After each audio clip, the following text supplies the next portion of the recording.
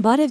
ձեզ հետ Էման է, հրավիրում եմ լսել իմ ալիքի կյանքից վերցվածի նոր հեղինակային պատմությունը։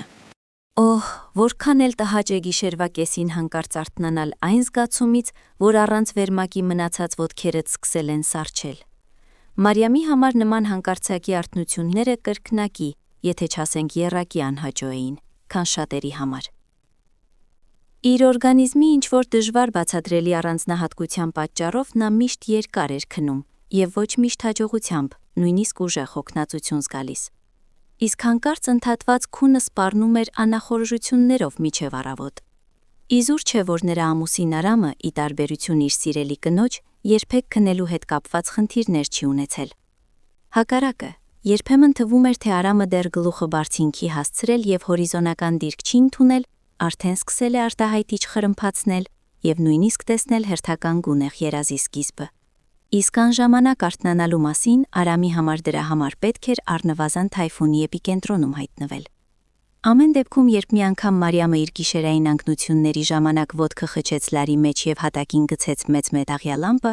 Արամը, որ մի քանի քայլ հեռավորությամբ էր պառկած, նույնիսկ չխոժոռվեց, թեև աղմուկն այնպիսին էր, որ ներքևից վախեցած տատիկ հարևանուհին վազեց, ում Մարիամը մեծ դժվարությամբ համոզեց, որ թոշակառուի առաստաղին ոչինչ չի սպառնում։ Առավոտյան Արամը զարմանքով նայեց մնացած միայնակ լամպերին առանց ապակու և հարվածից կռացած մետաղին, որի վրա այդ ապակին մինչ այդ պահվում էր, և ասաց. «Հա, փառք Աստծո, ինձ այդ ընտանեկան ռարիտետը երբեք դուր չի եկել»։ Ընդհանրապես, որպեսզի Արամը գիշերվա կեսին արթնանա, պետք է տեղի ունենար ինչ-որ շատ աղմկոտ և արտասովոր բան։ Իսկ եթե նա հանկարծ բացում էր աչքերը, պարզապես շրջվում էր մյուս կողմը և մի քանի վայրկյան անց արդեն տեսնում էր իր երազի շարունակությունը։ Մարիամն այդ դեպքերում երկար էր շրջվում, հառաչվում, մինչև խելագարվելը հաշվում էր մտքում փղեր, ոչխարներ և այլ կենդանիներ։ Բռունցքով հարվածում էր բարձին և հաշվում էր րոպեները մինչև վեր գնալը։ Այն բանից հետո, երբ նա ամուսնացավ Արամի հետ, իր համար գտավ լավ միջոց, որը կանոնավոր կերպով օգնում էր նրան։ Պետք էր սեղմվել Արամին ավելի մոտ, որպեսզի նա անմիջապես առանց արթնանելու, ինչ-որ ինստինկտի ենթարկվելով գրկեր նրան։ Նա անսպասելիորեն հանգստանում էր և քնում։ Բացի այդ, Արամի կողքին շատ ավելի տաք էր, իսկ Մարիամը իր վատանոթներով կարող էր սառչել նույնիսկ ամառային շոգին։ Հիմա նա հանկարծ բացեց աչքերը և անմիջապես հասկացավ, որ շուրջը գիշեր է, և փորձեց քնել հին ապացուցված եղանակով Արամի օգնությամբ։ Նա մոտեցավ և ամբողջ ուժով գրեթե թռավ բազմոցից հատակը։ Պարզապես հաշվարկելով, որ կհանգստանա խոչընդոտին, նա չափից ավելի ակտիվ շաշվեց և առանց որևէ դիմադրության հանդիպելու կախվեց բազմոցի եզրին։ Նշանակում է Արամը ոչ միայն արթնացել է, այլև վեր է կացել։ Սա իսկապես իրադարձություն էր նրանց ընտանիքում։ Եվ անմիջապես զարմանքը փոխարինվեց անհանգստությամբ, իսկ եթե նա հիվանդացել է։ Մարիամը նստեց և շուրջը նայեց։ Բնակարանը փոքր էր և որպեսզի հասկանալ, թե ինչ է կատարվում մյուս ծայրում, հատուկ շրջել պետք չէր։ Այո, ամեն ինչ պարզ է։ Արամը խոհանոցում է։ Ահա լույսը նեղ շերտով թափանցում է դրան հետևից։ Հետաքրքիր է, ինչ է անում նա գիշերվա կեսին այնտեղ։ Մարիամը թեթևակից հատկեց բազմոցից և գնաց խոհանոց։ Դուռը լիովին բաց չէր, և նեղ ճեղքից նա անմիջապես տեսավ Արամին։ Նա նստած էր խոհանոցային սեղանի մոտ, կիսով չափ մեջքով մուտքին և արագ-արագ գրում էր։ Զարմանքից Մարիամը սառեց և խոր շունչ քաշեց, և այստեղ տեղի ունեցավ ինչ-որ բոլորովին անհասկանալի բան։ Արամը հանկարծ կտրուկ դադարեց գրել, գլուխը բարձրացրեց և լսեց, բայց ոչ դա զարմացրեց Մարիամին։ Նրա դեմքին հանկարծ արտացոլվեց այնպիսի բան, ինչ նա երբեք չէր տեսել այն բոլոր տարիների ընթացքում, որ ճանաչում էր Արամին։ Դա վախն ու շփոթվածությունն էր։ Նա կանգնեց աթոռակի վրա, լսեց և հանկարծ ասաց. «Մարիամ, դու ես»։ Իսկ նա ինչ-որ պատճառով փոխանակ պարզապես բացել դուռը, մտնել խոհանոց և հարցնել, թե ինչ է ըստ էության անում նա այնտեղ, մի քանի քայլ հետ գնաց և մատների ծայրերով, հնարավորինս փափուկ և անաղմուկ քայլելով, վերադարձավ սենյակ, սուզվեց վերմակի տակ և լռեց։ Ինչու նա այդպես վարվեց, ինքը նույնպես չէր կարող բացատրել։ Միգուցե իրեն և իր գաղտնի կանգնած լինելու համար անհարմար եղավ։ Ի վերջո ստացվում է, որ նա կարծես հետևում էր Արամին, այո։ Պետք էր անմիջապես մտնել, հենց որ վեր կացավ անկողնուց և մոտեցավ խոհանոցին, և ոչ թե կանգնել և խրմփալ դռան հետևում։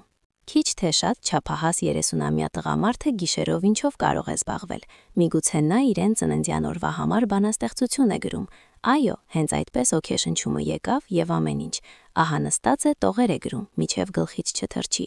իսկ դա հնարավոր է, ի վերջո բոլորին հայտնի է, որ Արամը հիանալի տեքստեր է գրում եւ նույնիսկ բանաստեղծություններ։ Այդ կատակերգական, իրոնիկ եւ ուրախ գործերը, որոնք նվիրված են տոներին, տարեդարձերին, հարսանիքներին եւ այլ իրադարձություններին, մեծ հաջողությամբ են օգտագործվում նրանց բոլոր ընկերների եւ հարազատների կողմից։ Ի վերջո ինքը շատ անգամ ասել է Արամին. «Դու բոլորին գրում ես քո այդ բանաստեղծությունները եւ որոշներին արդեն ոչ մեկ անգամ, իսկ իմ մասին մինչ օրս ոչինչ չես գրել»։ «Մարիամ, ես պարզապես արժանի բառեր դեռ չեմ գտել», արդարանում էր Արամը։ «Ես միգուցե անմիջապես պոեմ եմ գրելու քո մասին կամ բանաստեղծական վեպ, իսկ ահա կտեսնես դեռ կփառաբանեմ քեզ։ Ահա միգուցե վերջապես եկել է ժամանակը, մեկ ամսից նրանց ամուսնության տարեդարձն է։ Բացի այդ, այն համընկնում է Արամի 30-ամյա տարեդարձի հետ, եւ նրանք որոշել են նշել այդ օրը ինչպես հարկն է, ռեստորանում հրավիրելով հյուրերի, հարազատների եւ մտերիմ ընկերների շրջանակից։ Եվ հնարավոր է, որպես նվեր նա հիմա նստած է եւ գրում է իրեն խոստացված երկար սպասված պոեմը, նա գրեթե խախտել է նրա գաղտնիքը, հաստատ, հետեւաբար նրա դեմքը այդպիսի վախեցած էր, երբ լսեց դրան հետևում անորոշ ձայներ։ Գտնելով բացատրություն գիշերային տարօրինակ իրադարձությանը, Մարիամը հանգստացավ եւ անսպասելիորեն իր համար ընկավ քնի մեջ։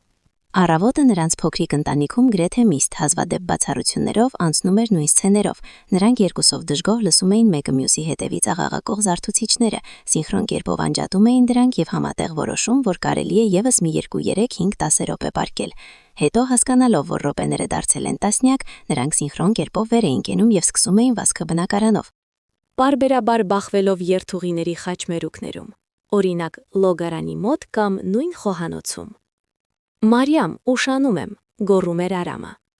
Վազում էր ինչպես խենթի պես բնակարանով, ափսեից բռնում էր հացի կտոր, դնում էր վրան պանրի, խոզապուխտի, լոլիկի շերտեր, ամեն ինչ կար սեղանին։ Վրան դնում էր եւս մեկ հացի կտոր եւ դնում էր բերանը, վազում էր դեպի ելք։ Մարիամը դրանից հետո անձեռոցիկով հավաքում էր փշուրները եւ լոլիկի հյութի կաթիլները, որոնք տանում էին խոհանոցից դեպի մուտքի դուռ։ Նայում էր ժամացույցին։ Փիլիսոփայորեն որոշում էր, որ 5-10 րոպե ուշանալը ընդհանրապես ուշացում չէ, եւ նստում էր խմելու իր առավոտյան սուրճը։ Այս առավոտը սկզբում ամեն ինչ ընթանում էր ինչպես միշտ։ Սովորական շարժմով նա խլեց աղաղակող զարթուցիչը։ Հետո նույնպես սովորաբար հրեց Արամի մեջքը։ Ավելի ճիշտ փորձեց հրել, բայց ոչինչ չստացվեց։ Քանի որ սովորականը վերջացավ եւ սկսվեցին հրաշքները։ Ահա արդեն երկրորդ անգամ, մի քանի ժամվա ընթացքում, նա տաք եւ ամուր ամուսնու մեջքի փոխարեն շոշափում է բազմոցի մակերեսը։ Մարիամը զարմանքով բացեց աչքերը եւ նստեց։ Արամը վեր էր կացել ավելի շուտ, քան ինքը։ Ինքնին այս իրադարձությունը ոչ սովորական էր, իսկ գիշերային դեպքի հետ միասին ընդհանրապես արտասովոր։ Բարի առավոտ, քնկոտիկ, վեր կաց, ես արդեն նախաճաշ եմ պատրաստել։ Արի մինչև ամեն ինչ չսարչի։ Նախաճաշ, զարմացավ Մարիամը։ Ոչ թե Արամը եւ նրանց ամբողջ համատեղ կյանքի ընթացքում նստած էր նրա պարանոցին տնային գործերի առումով։ Այն օրերին, երբ նա տանն էր եւ ոչ թե նավարկության մեջ։ Նա հիանալի էր պատրաստում, թեկուզ պարզ եւ անպարկեշտ, բայց համեղ ուտեստներ։ Փորձում էր, եթե ոչ մաքրել, ապա առնվազն չտարածել իր իրերը։ Եվ հուզիչ կերպով հոգ էր տանում, որպեսզի կեղտոտ կոշիկները մուտքի գորգի սահմաններից 1 սանտիմետրով էլ դուրս չգան։ Բայց որպեսզի սովորական աշխատանքային օրը ավելի շուտ վեր կենա, նախաճաշ պատրաստի, եւ դեռ այդպիսի լվացված, սափրված, սանրած եւ գրեթե հագնված տեսք ունենա, ընդհանրապես պատրաստ ելքի։ Նշանակում է իրեն պետք չի լինի պայքարել Արամի հետ լվացարանի եւ մեծ հայելու մոտ, եւ դուրը ծեծել զուգարանում, պահանջելով անմիջապես տեղը զիջել։ Արամ, ինչպես ենք մենք ապրելու առավոտյան, երբ մենք ավելի շատ լինենք։ Օրինակ 4-ը, կամ գոնե 3-ը։ Զվարճալիորեն սարսափում էր Մարիամը իրենց ընտանեկան կյանքի առաջին օրերին, բայց վերջին ժամանակներս նման խոսակցությունները հազվադեպ էին դարձել։ Նա ընդհանրապես չի հիշում, թե երբ է վերջին անգամ խոսել երեխայի մասին, եւ դա տհաճ սառը կաթիլով թաքնված էր ինչ-որտեղ խորքում։ Եվ հանկարծ այսպիսի անակնկալ, լիովին ազատ լոգարան եւ զուգարան, պատրաստված նախաճաշ եւ դեռ թարմ եփած դատելով հոտից սուրճ։ եւ ամեն ինչի վրա շփտուն, գեղեցիկ երիտասարդ ամուսին։ Ոչ թե կյանք, այլ հեքիաթ ինչ-որ։ Մարիամը արագ դեմքին 2 բուռ ջուր շպրտեց եւ նստեց խոհանոցային սեղանի մոտ։ Պատարագ խփելով կարմրած բանրիկին նա զարմացած խրմփաց եւ նայեց ամուսնուն։ Ինչ է սա հանգարց Արամ։ Լսիր, միգուցե ես ինչ-որ բան մոռացել եմ։ Օրինակ տոն ինչ-որ, տարեդարձ, իրադարձություն։ Կարծես թե ոչ, ժպտաց նա սուրճը խմելով մինչև վերջ։ Իսկ ինչի պատվին է սա։ Վեր կացար, ոչ լույս, ոչ արև, ամեն ինչ արեցիր, նախաճաշ պատրաստեցիր։ Եվ ընդհանրապես նա ձեռքը օդում շարժեց։ Մարիամ, ի՞նչն է այդքան առանձնահատուկ։ Ծիծաղեց Արամը։ Միթե չեմ կարող պարզապես այդպես ուրախացնել իմ սիրելի կնոջը։ Դու երբ ինձ նախաճաշ ես կերակրում, չես համարում դա սխրանք, չէ։ Դե այո, բայց միևնույն է անսովոր է։ Մարիամը պատասխանելով ամուսնուն, փորձում էր հասկանալ, իսկապես նա հենց նոր սայթաքեց սիրելի կին ասելիս, թե իրեն թված։ Մարիամ, մի փնտրիր խաբեություն։ Չկա։ Արամը բաժակը դրեց եւ ժպտաց։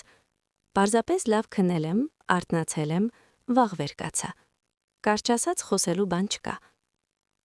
Մարիամը իսկապես զարմացած առավոտյան իրադարձություններից ամբողջովին մոռացել էր իր մտադրության մասին, հարցնելու Արամին նրա տարօրինակ գիշերային արթնությունների մասին,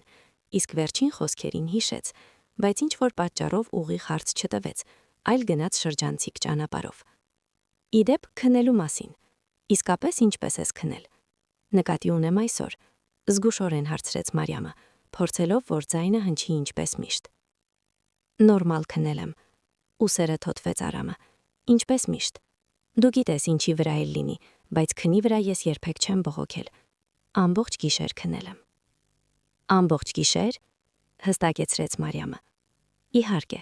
գլխով արեց Արամը։ Իսկ ինձ ինչ-որ պատճառով թված, թե դու վեր ես կացել, եւ նույնիսկ խոհանոցում ինչ-որ բան ես արել, շարունակեց Մարիամը։ Բայց ես իհարկե վստահ չեմ Արամ, միգուցե դա ինձ պարզապես երազ է երևացել։ Հենց դա է, թված կամ երազ։ Մարիամ, հավաստիացնում եմ քեզ, ես ամբողջ գիշեր քնել եմ, ինչպես միշտ։ Արամը ասաց արտահայտությունը վստահ եւ անտարբեր, եւ այնուամենայնիվ նրան թված թեթև անհանգստություն, որ փայլեց նրա դեմքին։ Լավ, Մարիամ, ես վազում եմ, թե չէ պատկերացրու, որքան վիրավորական կլինի։ Մի անգամ նորմալ վեր կացա, չքնեցի, հավաքվեցի եւ միևնույն է ուշացա աշխատանքից։ Դուռը փակվեց Արամի հետևից, իսկ Մարիամը այդպես էլ վեր չկացավ սեղանից, ձեռքով ցույց տալով ժամացույցին։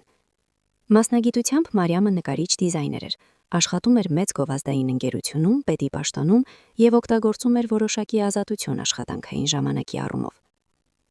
Նա կարող էր գրասենյակ հայտնվել պաշտոնական աշխատանքային օրվա սկզբից ուշ կամ շատ ավելի ուշ, կամ ընդհանրապես չգալ։ Իր դիրքը չարաշահում էր չափազանց հազվադեպ, բայց այսօր հենց այդպիսի դեպք էր։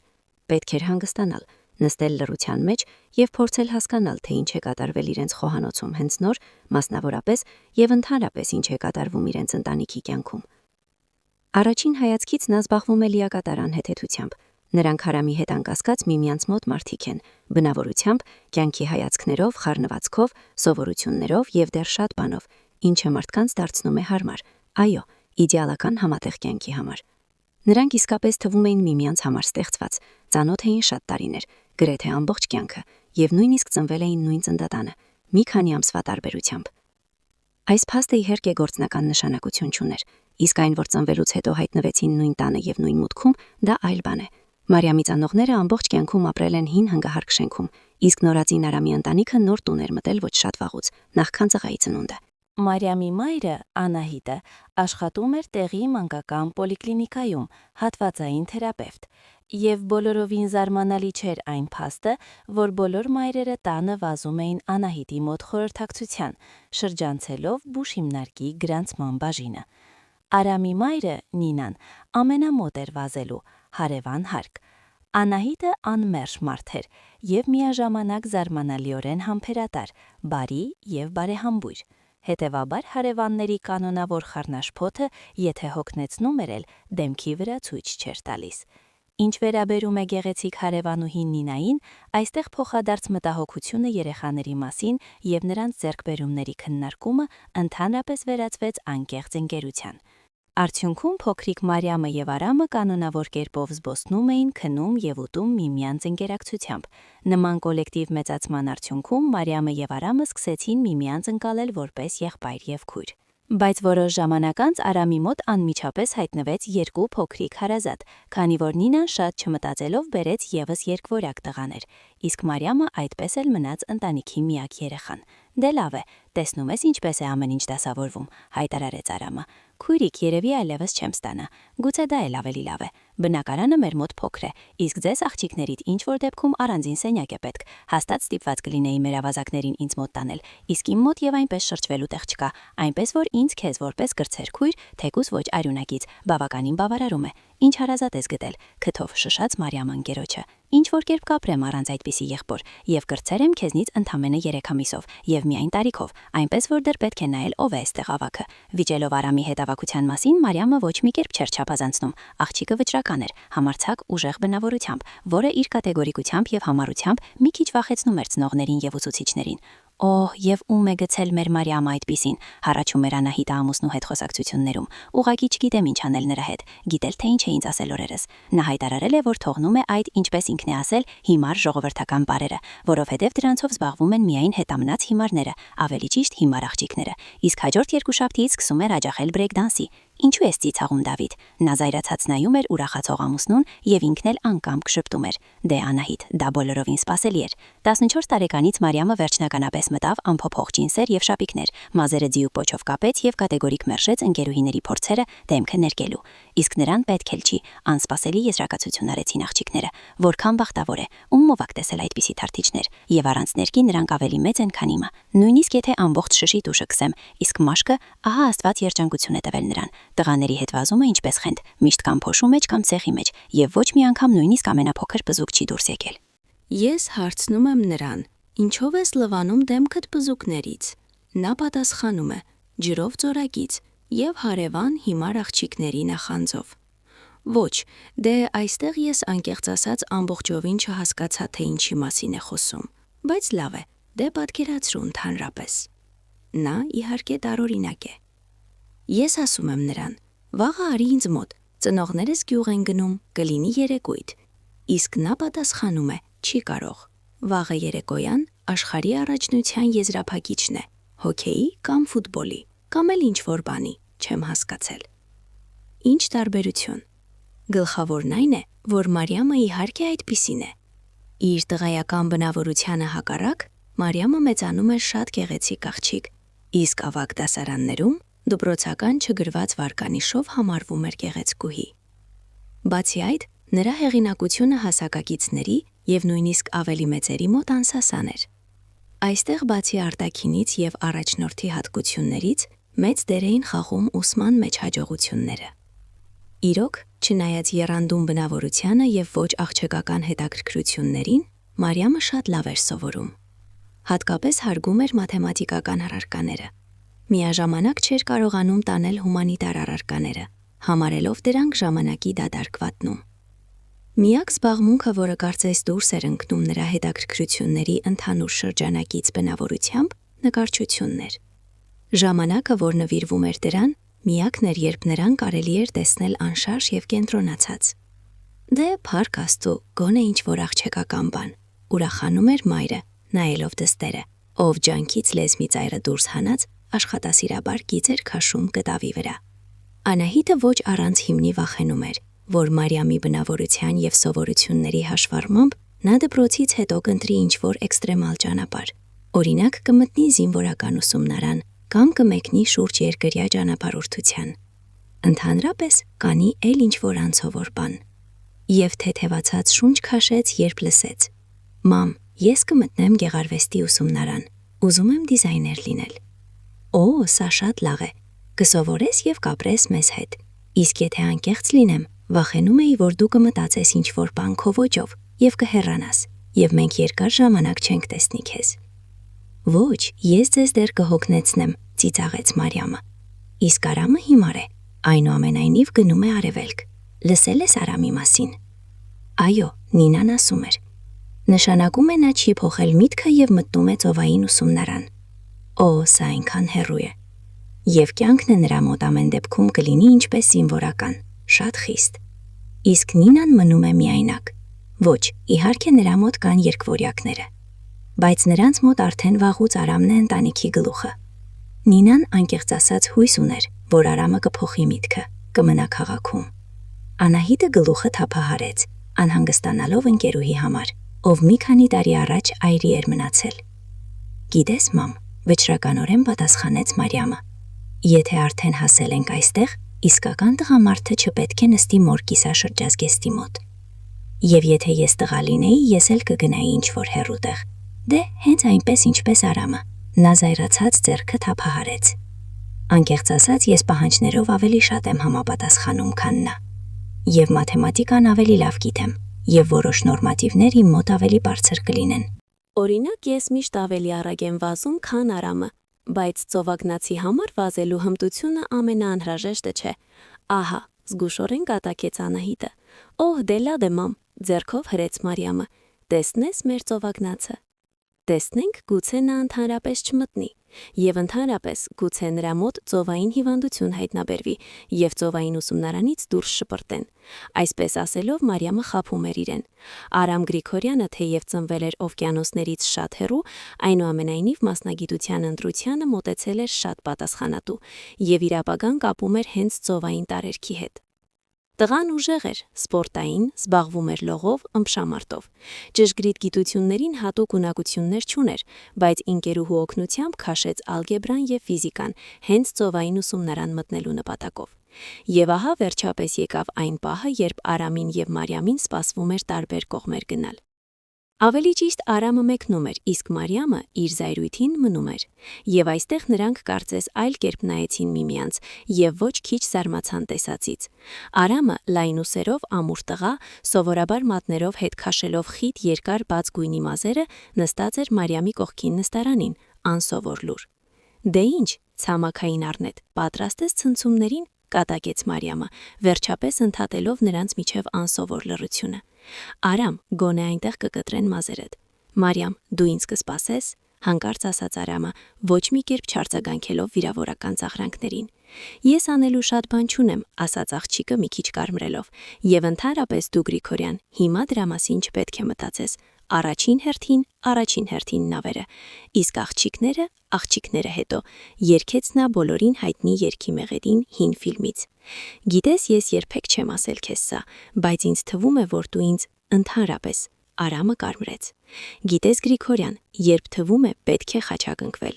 Մարիամը մի քիչ վախեցած, բայց գլխավորը շատ հուզված, չասված, բայց ակնհայտ խոստովանությունից պաշտպանվեց իր սիրելի եղանակով, իրոնիայով եւ կատակով։ Դեռ կտեսնենք, արդյոք դու արժանի կլինես ինձ, երբ վերադառնաս, եւ ընդհանրապես, եթե վերադառնաս, թե չէ այնտեղ ինչ-որ ծովագնաց ձկնորսուհի կգտնես, իսկ ես այստեղ կլինեմ ինչպես հիմարուհի, արևամուտին կնայեմ։ Դե լավ, այսպես անենք, ես կսպասեմ քեզ, թող լինի այդպես։ Ահա եթե դու ինձ մոտ գաս ինչպես կապիտան Սպիտակ նավով, ես կմտածեմ։ Թույլ եմ տալիս նույնիսկ չանհանգստանալ արագասների գույնի համար։ Լավ է,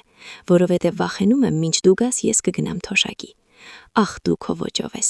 Արամը մի քիչ անհարմար զգաց իր մեջ անսպասելի, այդ թվում իր համար կիսախոստովանությունից հետո եւ շփտաց։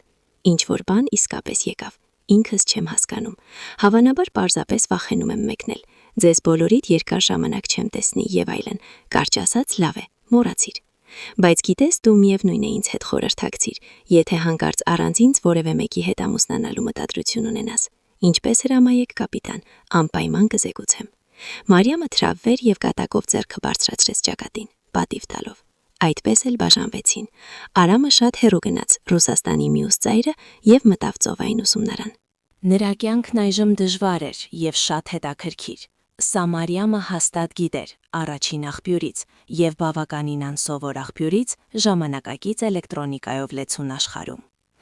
Դրանք Արամի նամակներն էին, հազվադեպ, բայց իրենց հազվադեպությունը փոխհատուցող ծավալով եւ բովանդակությամբ։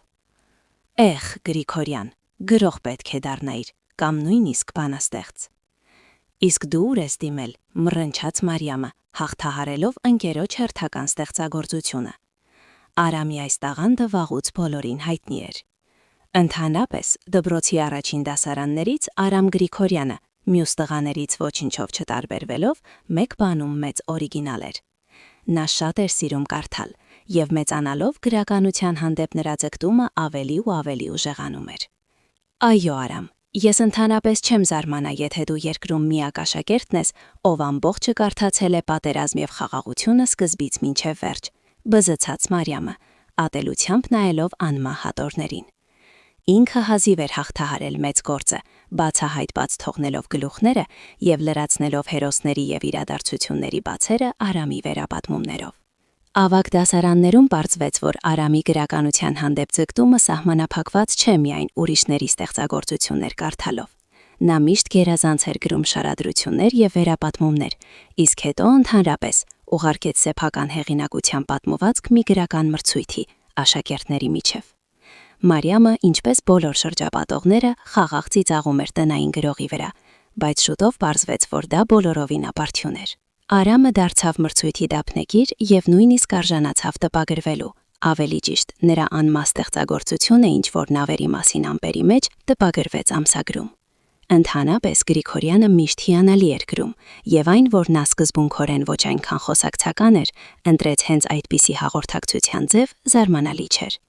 Խնդիրը միայն մեկում էր։ Գրածի ամբողջ բովանդակությամբ եւ գեղեցկությամբ հանդերձ ամեն ինչ կարդալը դժոխային տանջանք էր, որովհետեւ Արամի ձեռագիրը, մեղմ ասած, լավը չէր։ Ընկերության տարիների ընթացքում Մարիամը հազիվ-հազիվ սովորեց ընկերոջ ձեռագրին, առավել եւս, որ երբեմն դպրոցում ստիպված էր Արամից գրագողություն անել։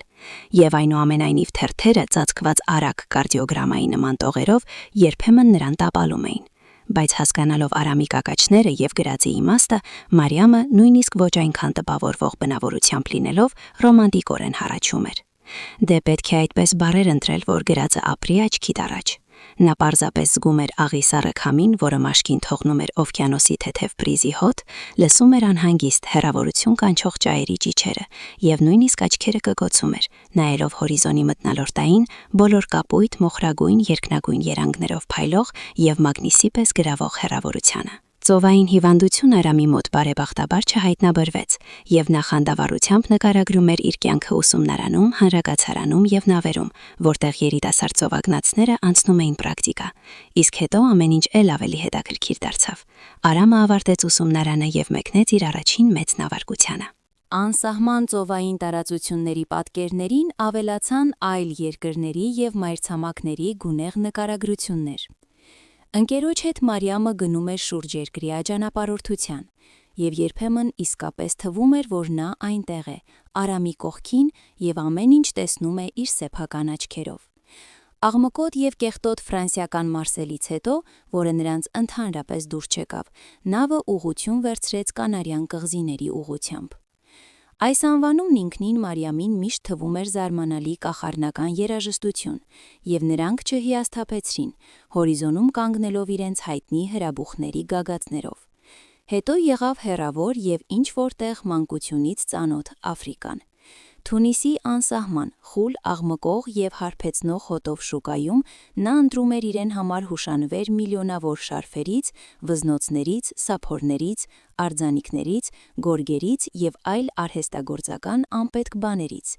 իսկ հետո խուսափում էր հսկայական եւ իսկապես նավերի նման ուղտերից։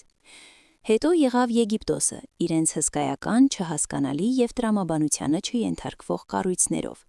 Բուրգերը զարմացնում էին չափերով եւ հնությամբ եւ ստիպում էին իրենց գալ աննշան միջատների պես։ Բայց այստեղ Մարիամը բռնեց ընկերոջը ակնհայտ ստի մեջ։ Արամը պնդում էր, որ բուրգերը այնքան հսկայական են, որ դրանք կարելի է տեսնել նույնիսկ ափից։ Բայց նա կարդացել էր, որ դրանք գտնվում են երկրի խորքում եւ ոչ մի կերպ չեն կարող տեսանելի լինել նավերից, որոնք գալիս են նավահանգիստներ։ Բայց այս չափազանցությունը նա ներեց Արամին։ Շատ գունեղ էր նա նկարագրում իր սարսափելի եւ գրեթե միստիկ զգացմունքները հին գերեզմանների ներսում էքսկուրսիայի ժամանակ։ Հետո եղավ Հնդկաստանը, շքեղ եւ հարուստ, աղքատ եւ բացահայտ կեղտոտ, բուրող կարիի եւ ժասմինի բույրերով։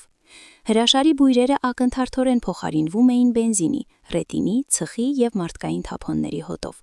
Հզոր և իմաստուն փղերը դանդաղ քայլում էին իրենց գործերով և վերջապես դադարեցին իրենց հսկայական մարմիններով փակել մեծ սպիտակ Տաջ Մահալը, հավերժական սիրո խորհրդանիշը, որը լողում էր երկնքում քարե մանրաթելային գմբեթներով և մինարետներով։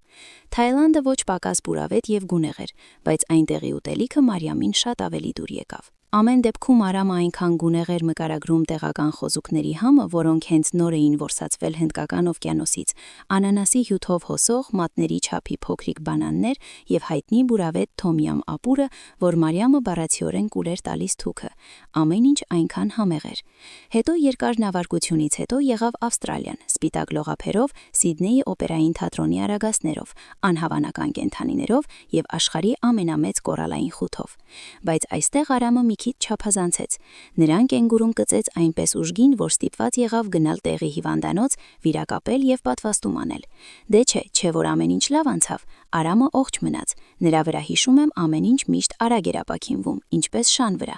բայց հետո ավելի խելացի կլինի, դե գուցե, թեև իհարկե դժվար թե։ Հետո հորիզոնում զմրուխտագույն կանաչացավ Նոր Զելանդիան, երկրի ամենագեղեցիկ երկրներից մեկը, ամեն դեպքում Արամը հենց այդպես էր համարում։ Եվ Մարիամը չուներ պատճառ չհամաձայնելու նրա հետ, հատկապես կղզիների ծոցում էքսկուրսիայից և գիշերից հետո, որն անցկացրել էին քարանձավում, առաստաղին հազարավոր լուսատուներով։ Ամեն ինչ տեսնելուց հետո թվում էր, թե նրանց այլևս ոչինչ չի կարող զարմացնել, բայց նրանք կրկին զարմանում էին։ Պոլինեզիայի 1000 կղզիներ, գունեղ, աղմկոտ, շող, մշտապես ինչ-որ բան տոնող Պանաման և անտանելի կապույտ Կարիբյան ծովի տարածությունները, որոնց վրա թվում էր ահա կբարձրանա տեղի հայտնի ծովահենների սև դրոշը։ Այս ամբողջ արևադարձային էկզոտիկան գլխում խառնվում էր անվերջ գույների, ձայների և տպավորությունների պտույտով։ Հարավային Ամերիկայի խենթությունից հետո հանգիստ, անսահման, անվերջ և սառը Ատլանտյան օվկիանոսի հարթությունը, որը բոլորովին անտարբեր էր մարդկանց հանդեպ, թվում էր գրեթե հայրենի։ Վերջապես առջևում երևացին եվրոպական մայրցամաքի ուրվագծերը, որոնք ավելի ու ավելի հստակ դառնալով վերջնականապես վերածվեցին Կոպենհագենի աշտարակների և ռատուշաների։ Բայց այդ ամենից հետո ինչպես կարելի էր նախատել Արամին նրա էպիստոլյար ժանրի հանդեպ հավատարմության համար։ Յուրաքանչյուր նամակը հաջորդ օտարերկրյա նավահանգստի դրոշմով նոր սերիա էր զարմանալիորեն հետաքրքիր և գրավիչ սերիալի։ Բայց ժամանակի ընթացքում նրա նամակները դառնում էին ավելի հազվադեպ և կարճ։ Կյանքը շարունակվում էր, անողող փոխելով ինչպես իրենց, այնպես էլ շրջապատող հանգամանքները։ Եվ Արամը ավելի հասունանալով, փորձառու դառնալով, աղիքամիներում մաշվելով, կորցրել էր իր երիտասարդական հիացմունքը, դադարել էր ամեն նոր բանում տեսնել հրաշք, որն արժանի է անմիջապես նկարագրության, ընդհանրապես հասունացել էր։ Սա հստակ երևում էր նույն նամակներից։ Եվ հանկարծ երթական նամակի փոխարեն ծրարից ընկավ լուսանկար։ Դրա վրա Գրիգորյանը գրկել էր ուսերից և իրեն սեղմել գեղեցիկ, բաց մազերով, շատ բարձրահասակ աղջիկան, որի դեմքը դատելով գտնվում էր Արամի դեմքի մակարդակում։ Իսկ նա իսկապես շատ էր մեծացել իր նավարկությունների ընթացքում։ Եվ Արամի ուղեկցուհու ձևերն էլ կարգին էին, դրա հետ վիճելը հիմարություն էր։ Նրանք լուսանկարում գրկախառնված էին շատ ակնհայտ կերպով, և լուսանկարին գծված գրությունը միայն հաստատեց ակնհայտը։ Սա ես եմ իմ ընկերուհի Վիկայի հետ, գրում էր Արամը։ 1 ամսից ես մեկնում եմ նավարկության, իսկ երբ վերադառնամ մենք կամուսնանանք։ Ես սիրում եմ նրան։ Նա հրաշալի է։ Դուք ինքներդ ամեն ինչ կհասկանաք, որովհետև մենք անպայման կթրջենք հյուր, և ես ձեզ բոլորիդ կծանոթացնեմ նրա հետ։ Իսկ քեզ, Մարիամ, առաջին հերթին, դու ինձ համար ինչպես քույր ես, դու իսկապես իմ քույրիկն ես, և այնուամենայնիվ չնայած ամեն ինչին կրտսերն ես։ Դե ահա, փախավ հարսանիքից փեսան, ծաղրալիորեն մտածեց Մարիամը, և մատով սեղմեց Արամի գլխի գագաթին պատկերը։ Մարիամը ավարտեց գեղարվեստի ուսումնարանը, բայց առանց առանձնահատուկ փայլի, շուտով հասկանալով, որ մեծ նկարչուհի չի լինի, բայց աշխատանքի պակաս չկար։ Մարիամը ընկավ հսկայական գովազդային ընկերության մեջ, որը գրեթե մրցակիցներ չուներ իրենց տարածաշրջանում։ Նա այնտեղ տեղավորվեց և բավականին արագ առաջ գնաց մասնագիտական ճանապարհով։ Եթե այս առումով ամեն ինչ կարգին էր, ապա մնացածը ինչ-որ կերպ ավելի ձանձրալի էր։ Նա չէր կարող պարզենալ այնպիսի բուռն անձնական կյանքով, ինչպես Արամը։ Ինչ բուռն։ Ընդհանրապես անձնական կյանք չուներ։ Ինչ-որ կերպ Մարիամի մոտ տղաների հետ հարաբերությունները չէին ստացվում։ Կարծես արտաքինով ամեն ինչ կարգին էր։ Այո, ոչ մոդելային գեղեցկուհի, բայց շարմ չունեցող չէր։ Գլուխը կարգին էր, անկախության առումով էլ։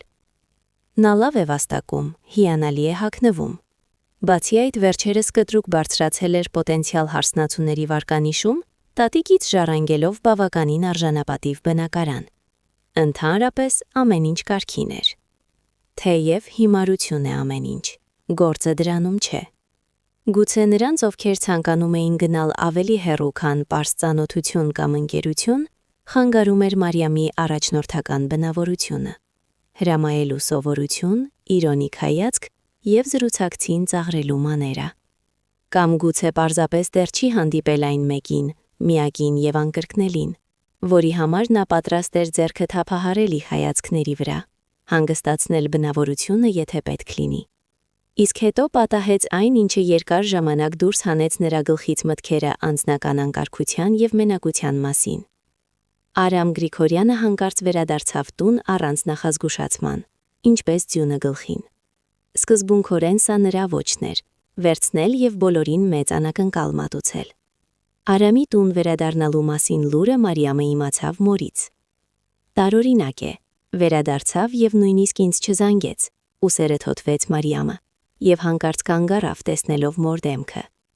Ինչ-որ պատճառով Արամի անվան հիշատակման ժամանակ մոր դեմքին անխուսափելիորեն առաջացող ժպիտի փոխարեն դեմքը խեղաթյուրվեց, կարծես մայրը հազիվ էր զսպում, որ չլացի։ Մարիամ, Արամը վերադարձավ, բայց նա պարզապես ընդհանրապես ոչ ոք չի ուզում տեսնել, մռմռաց նա պատասխանելով դստեր հարցական հայացքին։ Հասկանում ես, այսպիսի բան է։ Վատ է նրա համար Մարիամ, շատ վատ։ Նա վերադարձավ հաշմանդամի սայլակով։ Վերջին խոսքերը Մարիամն արդեն լսում էր վազելիս։ Մտնելով Գրիգորյանների բնակարան, նա կանգ առավ սենյակի շեմին, բռնելով կողպեից։ Արամը իսկապես նստած էր հաշմանդամի սայլակում, առաջ ձգած ոտքերը։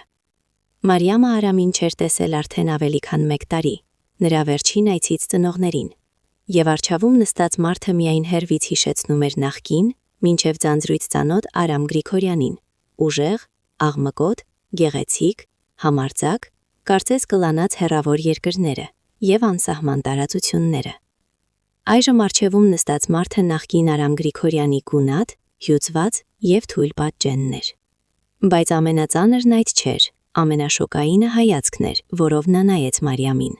բացարձակ դատարկ, անկենդան, անտարբեր։ Եվ սա նրա մոտ, մարդու, ով միշտ ապրում էր լիարժեք, ուրախանում էր ամեն ինչով, արևադարձային գղզու կապիկի ծիծաղից մինչև նավի հրամանատարի խիստ լինելուց։ Վերադարձար, արտասանեց Մարիամը շնչառությունը վերականգնելով։ Ըհը, տեսնում ես,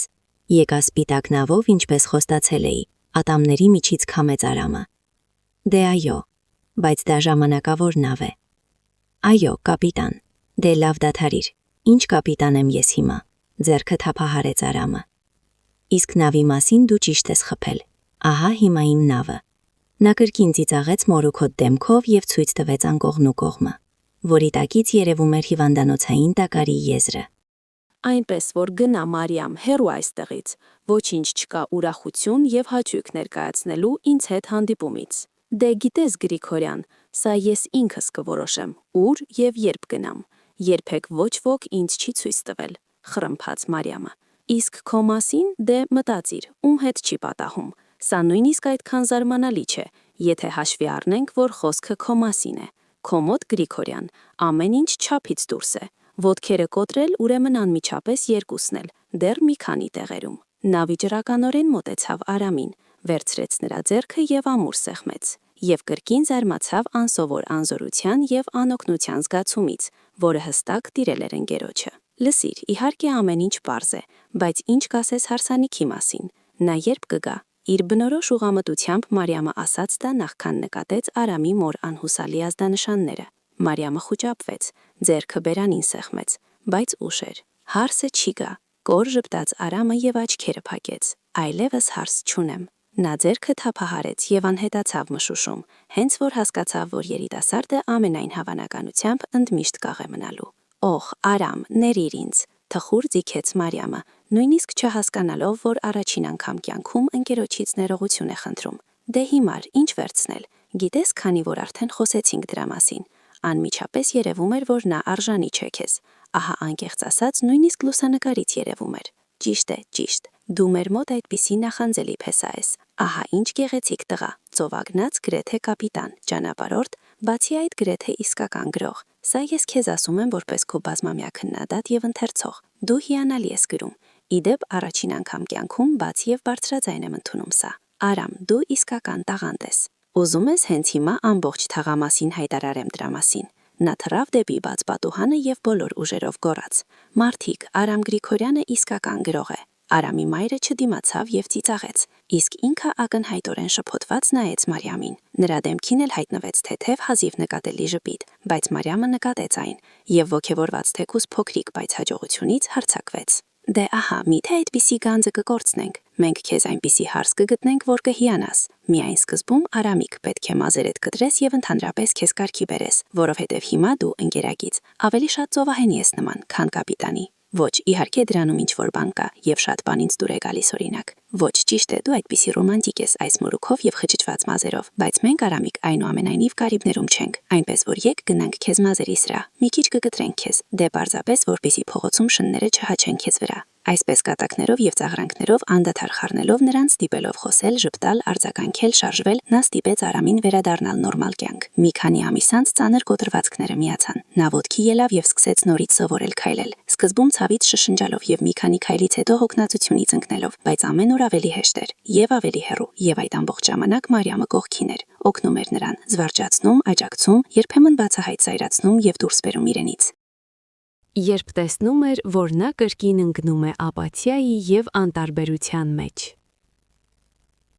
Գիտես, Մարիամ, ես մտածում եմ, հանկարծ խոսեց նա 6 ամիս անց, եւ պարզվեց, որ ինձ մոտ ոչ ոք ավելի մոտ չկա, քան դու։ Դե գուցե չարժե ուրիշին փնտրել։ Այսինքն, ուզում եի ասել. Սպասիր, Գրիգորյան, չեմ հասկանում։ Մարիամը աչքերը կկոցեց եւ նայեց նրա դեմքին։ Դու առաջարկ ես անում ինձ։ Այո, առաջարկ։ Արամը կարծես լսեց արտասանված բառը։ Մի քանի վայրկյան մտածեց եւ հետո վճռականորեն գլխով արեց եւ կրկնեց. Այժմ շատ ավելի ամուր եւ վստահ։ Այո, ես քեզ պաշտոնական առաջարկ եմ անում։ Նա վեր թռավ, մի քիչ դեմքը խոժոռելով ոտքերի սովորական թեթև ցավից։ Քաշեց վեր բարձրացած բաճկոնը եւ հանդիսավորորեն գլուխը խոնարհեց։ Մարիամ, ամուսնացիր ինձ հետ։ Ահա այդպես անսպասելիորեն որոշվեց նրանց ճակատագիրը, որը թվում էր ընդմիշտ տարածել էր նրանց տարբեր կողմեր, ցրել աշխարհի տարբեր անկյուններում, իսկ հետո կրկին միավորել, որպեսզի թողնի միմյանց հետ արդեն վերջնականապես, ընդմիշտ։ Բայց առնվազն սկզբում այդպես էր թվում։ Նրանք իսկապես շատ էին համապատասխանում միմյանց։ Նրանք ունեին նույն սովորությունները, ճաշակները, հակակրանքները եւ աշխարհի նկատմամբ հայացքները։ Եվ նույնիսկ վիճելի հարցերում, որտեղ հաճախ լուրջ բախվում են տղամարդկանց եւ կանանց համակրանքները, Արամը եւ Մարիամը միաբան էին։ Օրինակ, Մարիամը բացարձակ անկեղծ եւ տաք էր աջակցում Արամի հոգեի հանդեպ գիրքին, եւ հաճախ նույնիսկ գերազանցում էր նրան հերթական խաղը դիտելիս։ Իսկ նա անսպասելիորեն եւ նույնպես շատ անկեղծորեն կիսում էր Մարիամի գիրքը կորեական դրամաների հանդեպ։ Վերջինիս իհարկե շատ ավելի դժվար էր հավատալ, քան հոգեի գիրքը, բայց փաստը մնում էր փաստ։ Արամը առանց կակազելու կարող էր արտասանել ամենահայտնի դերասանների ազգանունները եւ մի քանի հայտնի սերիալների անվանումները։ Իսկ սադրիչ հարցերին, թե ինչն է իրեն գրավում բավականին սպეციფიկ ասիական ֆիլմեր աղջիկ դերահասների համար, արեղծվածային կերպով աչքերը կկոցում էր եւ ասում. «Անսովոր է»։ Ինքը Արամը կատեգորիկորեն հրաժարվում էր համարել իր անսովոր գիրքը դրամաների կատարյալ մաքուր աշխարհի հանդեպ, ինչ որ բան նորմայից դուրս։ Իսկ այն փաստը, որ իմ Մարիամը, ի տարբերություն քեզ, կարող է առանց մտածելու թվարկել մեր լավագույն կենտրոնական հարձակվողներին վերջին 20 տարվա ընթացքում։ Սա քեզ չի խառնում։ Ոչ իհարկե, հակառակը, ես հիանում եմ, ասում եմ ինչ հրաշալի աղջիկ է։ Աղմկում էր նա հերթական ծախրող ընկերոջ վրա։ Դե ահա որ ես գիտեմ, թե ով է դերասանը, ոչինչ տարօրինակ չկա։ Գիտեմ եւ վերջ։ Իդեպ իսկապես հիանալի դերասան է։ Ավելի լավ, քան ձեր որոշ սիրելիները, ովքեր միայն գազանային դեմքեր են։ Մի քանի տարի անց Արամը վերականգնեց իր որակավորումը եւ սկսեց գնալ նվարկությունների։ բայց երկարամյա նավարկությունների եւ կապիտանի կոչման մասին նրան առայժմ ստիպված էր մոռանալ։ Ամեն դեպքում կոտրված ոտքերի ցավերը հաճախ էին իրենց զգացնել տալիս, թե ինչպես էլ նա չէր բարձենում եւ չէր թաքցնում իր զգացմունքները։ Եվ այնուամենայնիվ ծոմը կանչում էր, եւ նա պարզապես չէր կարող անտեսել այդ կանչը։ Լավ է Արամ, բավական է տանջվել, գնանք, հայտարարեց Մարիամը ամուսնուն հերթական նավարկությունից վերադառնալուց հետո։ Ուր, զարմացավ նա։ Ինչպես ուր, ապրելու։ Ափին չեմ կարողանում այլևս նայել, թե ինչպես ես շրջում, եւ ես էլ ավելի հաճախ կտեսնեմ քեզ։ Ինչ ընտանիք է սա։ Ես արդեն ամեն ինչ մտածել եմ։ Իդեպ այնտեղ, Ձողափնյա քաղաքում։ Մեր ընկերությունը ներկայացուցություն ունի, եւ ինձ կարող են նշանակել տնօրեն։ Ահա այդպես։ Սպասիր։ Նա հանկարծ լռեց եւ ուշադիր նայեց ամուսնուն։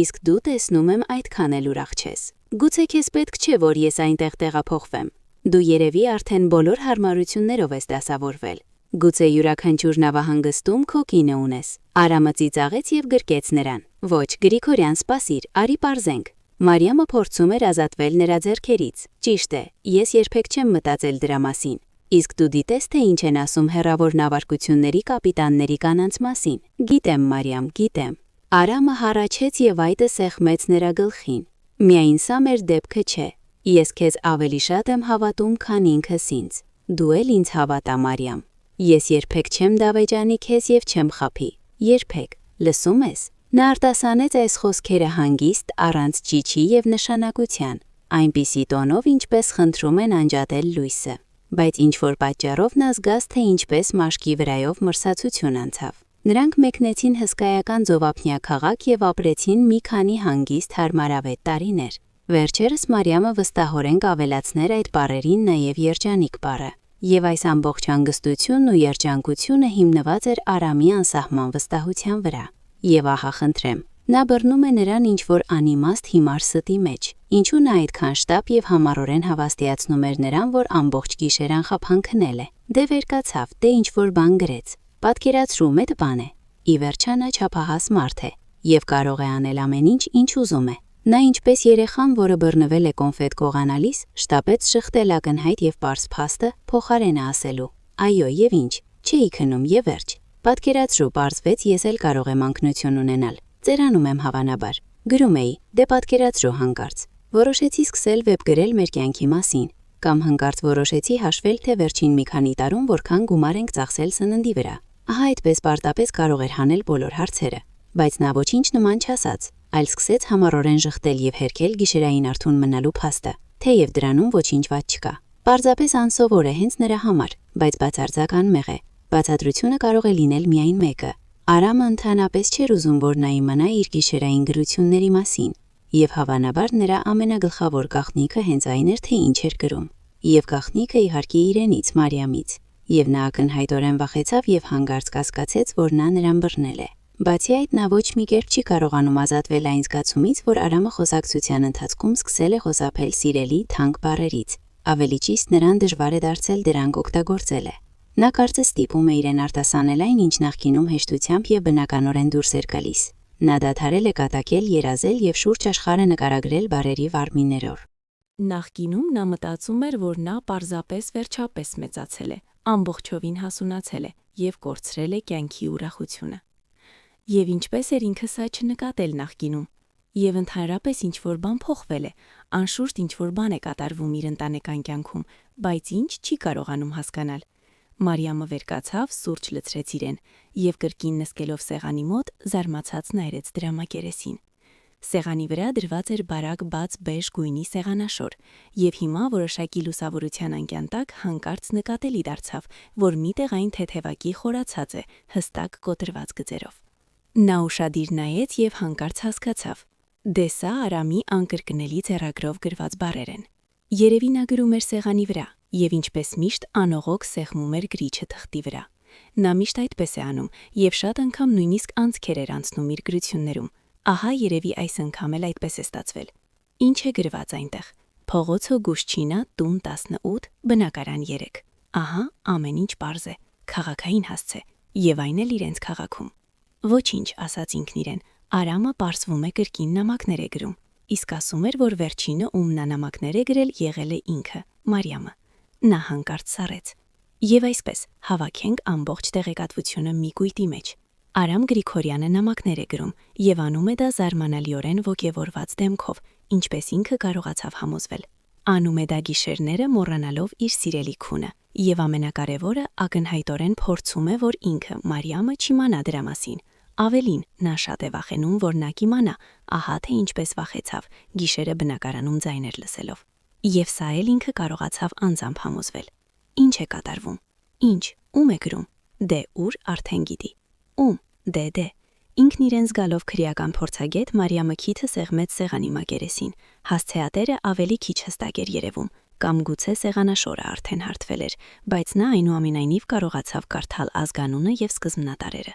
Լուչկո եւ կամ ն։ Հնարավոր տարբերակներ, բայց դա կարևոր չէ։ Եվ ինչ անել դրա հետ։ Ինչպես թե ինչ, սпасել Արամին եւ ուղակի հարցնել նրան, թե ինչ գաղտնիք է առաջացել նրանց միջև առաջին անգամ իրենց ծանոթության եւ համատեղ կյանքի օղջ ընթացքում։ Հարցնել պարզապես այդպես։ Դե այո, ինչպես թե, կասինա։ Հաստատ կկատակի, կհրաժարվի, դեռ նրան էլ կդարձնի հիմարուհի։ Նա գիտի թե ինչ անել։ Նա պարզապես հիմա կհավաքվի եւ կգնա հենց այդ հասցեով, որը աստիճանաբար անհետանում է սեղանաշորի մակերեսից, կարծես հալվում է, թաքցնելով Արամի գաղտնիքը։ Մարիամը միշտ ունեցել է գործում բնավորություն եւ որոշելով ինչ-որ բան անել, անմիջապես անցնում էր իրագործմանը։ Հին բակը դիմավորեց նրան բարձր ծառերի խեղդիչ ստվերով, որոնք կախված էին երեխաների ճռչացող ճոճանակներով եւ մի քանի տատիկների ուշադիր հայացքներով, տան կարգու կանոնի հավատարիմ պահակներով։ Բարև ձեզ։ Մարիամը փորձեց հնարավորինս հմայից շպտալ։ Չգիտեք, ինձ պետք է երրորդ բնակարանը։ Ահա, դուք Իրինայի մոտ եք։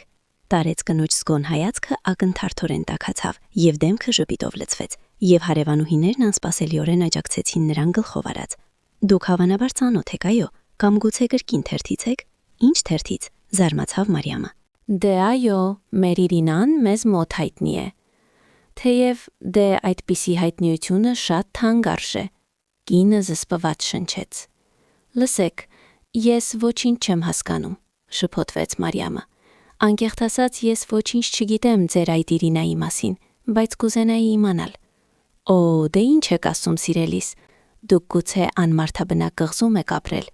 Թերթերում էին գրում եւ նույնիսկ նորություններում սյուժե կար։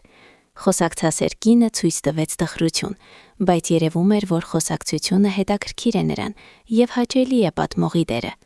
Մեր Իրինայի ամուսինը մի քանի տարի առաջ մահացավ։ Նա ցովագնաց էր, նավի վրա վթար եղավ եւ նա փրկեց մի քանի ընկերների, բայց ինքը չփրկվեց։ Ահա այդպես։ Իսկ մեր Իրինան մնաց միայնակ, փոքրիկը ձեռքին։ Ոչ, իհարկե օգնում են նրան, թոշակ կա, ամեն ինչ, բայց միթե գումարը կարող է մարդուն փոխարինել։ Իրինան շատ վատ էր։ Մտածում էինք, որ չի վերականգնվի, բայց երևի ժամանակը ամեն ինչ բուժում է։ Վերագարցավ մեր Իրինան, կրկին ծիծաղեց, եւ մեզ բոլորիս հոգում անմիջապես ավելի տաք եւ հեշտ դարձավ։ Իդեպ, ահա նա մանկական հրապարակում է։ Իրինա, քեզ մոտ են եկել։ Մարիամը նայեց ցույց տված կողմը։ Ուրախությունից ճռռացող երեխաների բազմությունից առանձնացավ բարակ կանացի ուրվագիծը, ձեռքը թափահարեց եւ թեթև քայլեց դեպի նրանք։ Արամին շատ տարիներ ճանաչելով, կարդալով նրա նամակները եւ լսելով նրա մտորումները, Մարիամն ինքն էր սովորել էր իր մտքերը ներկայացնել, թեկուզ ոչ այնքան պոետիկ եւ գեղեցիկ ինչպես նա, բայց առանց զարդարանքների։ Եվ քայլելով մոտեցող երիտասարդ կնոջը, նա մտովի համեմատեց թարմ քամու հետ։ Նա շատ գեղեցիկ չէր, պարզապես սովորական արտաքին, նրանցից, որոնց անվանում են սիրուն, կամ նույնիսկ գեղեցկուհի, եւ մի քանի րոպե հետո մոռանում են։ Բայց ինչ-որ պատճառով անմիջապես պարզ է դառնում, որ նրան բոլորովին չի հետաքրքրում, թե ինչ տպավորություն է թողնում։ Նա կարծես ժպտում էր իր իսկ գաղտնի, բայց անկասկած լավ եւ լուսավոր մտքերին, իսկ հետո գիտակցում էր եւ կիսվում իր արևային գերմությամբ շրջապատողների հետ։ Դրա համար նրան բավական էր պարզապես նայել աչքերին եւ ժպտալ։ Մամ, ուր ես գնում։ Արի էլի զբոսնենք, հնչեց ներքևից։ Հանգիստ, մենք արդեն 2 ժամ է զբոսնում ենք, շնչեց նա նայելով Մարիամին եւ շտկելով երեխայի մազերը։ Ներեցեք, դուք ինձ եք հարցնում։ Ահա նա, այդ նույնը, ով գաղտնի գիշերներով նամակներ է գրում իր ամուսնուն։ Առաջ Մարիամ։ Ահա առիթը դրսևորելու իր վճռական բնավորությունը։ Եկեք մի կողմ անցնենք, առաջարկեց նա ցույց տալով ծառին հարմարավետ կպած նստարանը։ Իրինա, մենք ձեզ հետ անծանոթ ենք, սկսեց նա անմիջապես։ Անկեղծ ասած, ես չգիտեմ, թե ինչպես բացատրել, թե ինչու եմ եկել ձեզ մոտ, եւ ես չգիտեի ձեր պատմությունը, ձեզ շատ եմ կարեկցում, այդպիսի վիշտ է։ Դուք կորցրել եք ամուսնուն, եւ ընդհանրապես։ Մարիամը նայեց զրուցակցուհուն եւ չդիմանալով հանկարծ ասաց բոլորովին այլ բան, քան ուզում էր։ Լսեք, իհարկե ներեցեք ինձ, բայց դուք ինչ-որ կերպ ընդհանրապես չեք նմանվում սգավոր այրի։ Այո, դուք ճիշտ եք։ Իրինան մեղավոր ժպտաց։ Իհարկե ես անթույլատրելի եմ վարվում, ոչ պատշաճ, որովհետև ընդամենը 2 տարի է անցել, ինչ նա չկա։ Բայց ես ոչինչ չեմ կարող անել ինձ հետ։ Պարզապես ես երջանիկ եմ, հասկանում եք, առաջին անգամ կյանքում ես սիրահարված եմ, իմ մոտ իսկական սիրաղեպ է։ Նա երասկոտ ժպտաց, աչքերը փակեց եւ հառաչեց։ Գիտեք, եթե ինձ որևէ մեկը պատմեր նման բան ուրիշի մասին, ես ոչ մի դեպքում չէի հավատա։ Եվ ահա սա պատահեց ինձ հետ, պարզապես զարմանալի է։ Ես երջանիկ եմ, թեև ինձ մոտ ոչ մի հույս չկա։ Նա ամուսնացած է, եւ նա երբեք չի խաբի եւ չի լքի իր կնոջը։ Սա բացառված է։ Բայց գիտեք, դա բոլորովին կարևոր չէ։ Հասկանում եք։ Ոչ, չեմ հասկանում, անկեղծորեն ասաց Մարիամը։ Դե ինչպես բացատրեմ ձեզ։ Աղջիկը աչքերը փակեց, կարծես բառեր ընտրելով։ Նա պարզապես գրում է ինձ զարմանալի նամակներ, հենց դրանք էլ փրկեցին ինձ։ Քաշեցին, դուրս բերեցին, ստիպեցին ուրախանալ, ծիծաղել, զարմանալ եւ ուզել ապրել։ Հասկանում եք։ Ուզում եք կարդամ ձեզ մի քանի տող եւ դուք ամեն ինչ կհասկանաք։ Վստահ եմ։ Նա շտապ բացեց բավականին մաշված թերթիկը, մշտական կարդալուց եւ գրպանում գրելուց, եւ ժպտալով սկսեց խոսել, ակնհայտորեն արտասանելով գրածը անգիր։ Եվ Մարիամի վրա կրկին հորդալեց հեռավոր երկրների արևը, հոտ եկավ համեմունքներ եւ արևադարձային ծաղիկներ, ամպրոպեցին հրաբուխներ եւ ջրվեժները, աղմկեցին տոնական բազմությունները, նավահանգիստները եւ շուկաները, եւ տարածվեցին անսահման օկիանոսային տարածությունները, թարմությամբ, աղով եւ երազանքով։ Սա նախկին Արամ Գրիգորյանն էր, այնպիսին, ինչպիսին նա շատ երկար ժամանակ չէր հիշում։ Ահա այդպիսի նամակներ է գրում նա։ Ինչպես կարելի է չսիրահարվել։ Դուք դատապարտում եք ինձ։ Այո, իհարկե, դուք ճիշտ եք։ Ստացվում է, որ ես կարծես անարգում եմ ամուսնուս հիշատակը։ Թեև ոչ, դա այդպես չէ։ Եվ նա լավ մարդ էր, եւ երբ դա պատահեց, ես մտածում էի, որ չեմ դուրս գա, բայց պարզապես ոչինչ չեմ կարող անել ինձ հետ։ Իսկ մենք տեսել ենք միմյանց ընդամենը մեկ անգամ, իմ ամուսնու հուղարկավորության ժամանակ։ Նրանք նավարկում էին մեկ թիմում։ Նա մոտեցավ ինձ ցավակցություն հայտնելու, ասաց, որ ամեն ինչ լավ կլինի։ Ես իհարկե այն ժամանակ չհավատացի նրան, եւ զուր, նա պահեց խոստումը, եւ թող ինձ մոտ ոչ մի հույս չկա։ Իսկ գիտեք, Իրինա, նա սիրում է ձեզ, շատ է սիրում, իսկապես։ Մարիամը հանկարծ ժպտաց լսելով իրեն եւ զարմանալով հասկանալով, որ վիրավորանքի, ցավի եւ զայրույթի փոխարեն զգում է թեթևություն եւ թեկուզ մի քիչ տխուր, բայց այնուամենայնիվ ուրախություն։ Ի վերջո լինում է տխուր ուրախություն։ Ինչու եք այդպես մտածում, շփոթվեց Իրինան։ Գիտեմ եւ վերջ, հավատացեք ինձ։ Նա հառաչեց եւ տեսնելով Իրինայի զարմացած դեմքը որոշեց բացատրել։ Առաջինը ես լավ ճանաչում եմ Գրիգորյանին։ Այո, Իրա, մի վախեցեք։ Ես գիտեմ, թե ով է այդ նամակների հեղինակը, եւ երկրորդը նրանց բովանդակությունից տեսնում եմ, որ նա էլ երջանիկ է կրկին, շնորհիվ ձեզ, եւ դա շատ լավ է։ Մի քանի տարի անց մեծ ծովափնյա քաղաքի զբոսանավի վրա զբոսնում էր երիտասարդ կինը առջևում հրելով մանգասայլակը։ Մարիամ լսեց նա տղամարդու ձայնը։ Դեպի նա ձեռքերը բացած թեթևակի կաղալով արագ գնում էր բարձրահասակ տղամարդը ծովային սպայի համազգեստով։ Օհ, կապիտան Գրիգորյան, ժպտաց նա։ Երբ ես ժամանել, լսել եմ դու կրկին շուրջերկրյա ես եղել։ Եղել է, լայն ժպտաց նա։ Բայց հիմա ինձ երկար ժամանակով գնալ չի կարելի։ Դու գիտես, Իրինան կրկին երեխա է սպասում։ Իհարկե տեղյակ եմ։ Տեսնես ինչքան ես տարածվել, կապիտան, որոշել ես քեզ ամբողջ թիմ հավաքել։ Դե դու էլ ընկերուհի չես հետ մնում։ Իդեպ, ինչպես է իմ Սանուհին։ Հիանալի, բայց ավելի լավ կլինի, եթե ավելի հաճախ թողնես նրա հորնափին։ Նրանք միասին ծիծաղեցին, հետո նստեցին նստարանին։ Մարիամ, ես վաղուց ուզում էի հարցնել քեզ, բայց ոչ մի կերպ չէի համարձակվում, ասաց Արամը լռելուց հետո։